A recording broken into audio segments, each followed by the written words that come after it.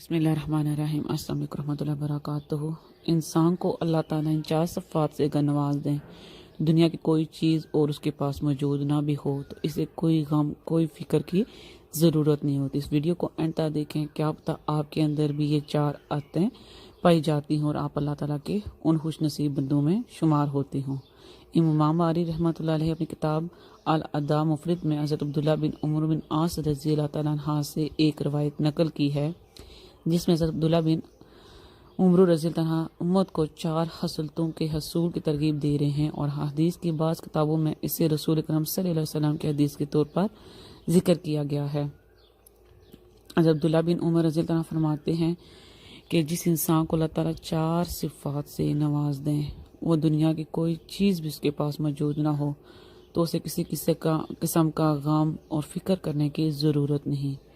गोया ये 4 हसलतें बहुत बड़ी दौलत हैं, जिनके मुकाबले में दुनिया की मादी दौलतें सब हीच हैं। इनकी पहली हसलत ये है हुस्न इखलाक। पहली हसलत जो इंसान के अंदर पाई जाए वो है हुस्न यानी कि हुस्न इखलाक। हकीकत ये है इल्म और अमल का खुलासा और निचोड़ अच्छे इखलाक हैं। सारी तलीम अलूम व फ़नून में महारत, दुनिया भर की डिग्रियां किसी के पास मौजूद ना भी हों, लेकिन अगर इसके पास अच्छे इखलाक नहीं तो गोया कुछ भी नहीं। हमारे नबी करीम सल्लल्लाहु अलैहि वसल्लम ने एक हदीस में इरशाद फरमाया, मुझे मुअल्लम यानी कि तलीम देने वाला बनाकर भेजा गया है।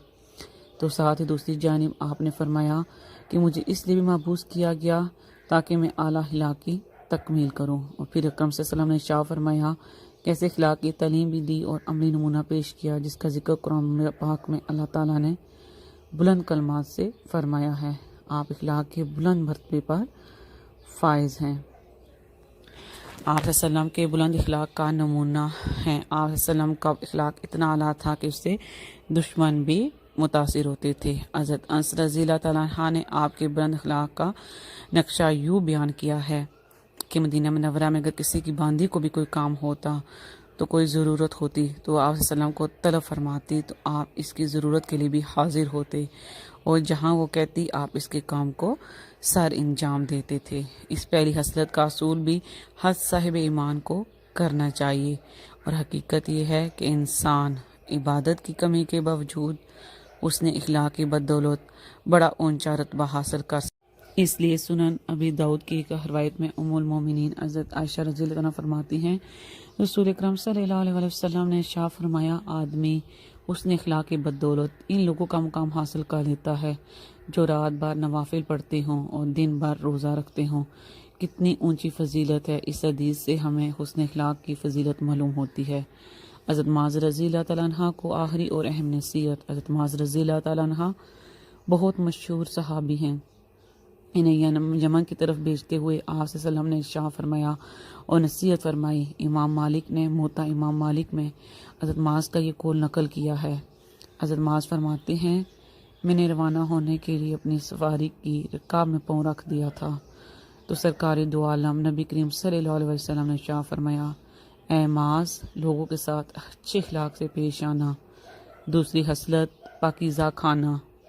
दूसरी हसलत आपने ये बयान फरमाई कि खाने में हलाल का एहतमाम करने वाला हो।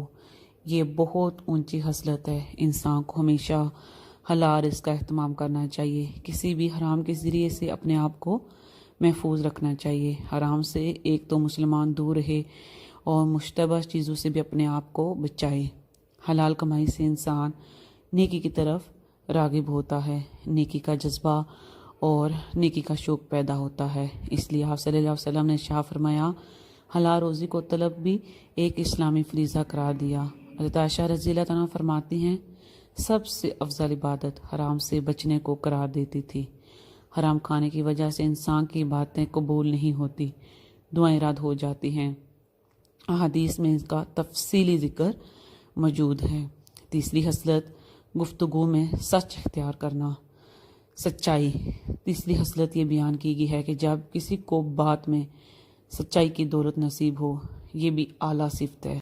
सच्चाई दुनिया और आखिरत दोनों इंसानों को नफ़ा देती है, कामयाबी से हमकिनार करती है। रसूल अकरम सल्लल्लाहु अलैहि वसल्लम ने एक हदीस में इरशाद फरमाया, सच इंसान को नेकी और भलाई की राह दिखाता है اور نیکی انسان کو جنت میں لے کر جاتی ہے۔ ایک اور روایت میں فرمایا، جو اللہ اور اس کے رسول سے حقیقی محبت کرتا ہو اسے سچی بات کرنی چاہیے۔ حضرت لقمان کا ذکر اللہ تعالیٰ نے قرآن پاک میں بیان کرتے فرمایا، ان سے کسی نے پوچھا کہ آپ کو حکمت و دانائی کیسے حاصل ہوئی؟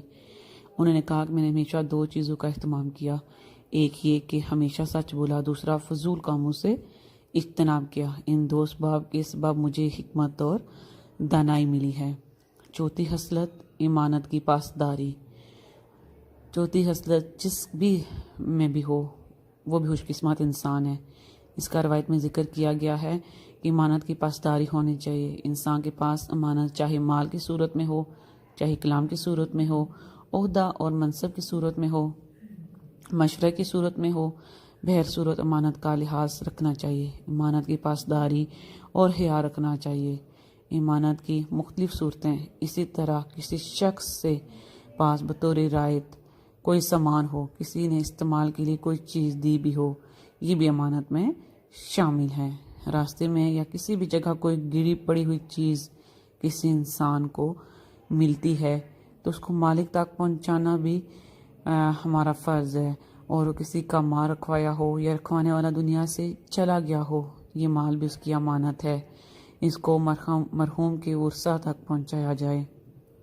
بعض کتب میں حضرت انس بن رضی اللہ عنہ کا ایک جملہ منقول ہے، یہ امت اس وقت تک خیر پر قائم رہے گی جب تک اس امت میں 3 صفات موجود ہوں گی۔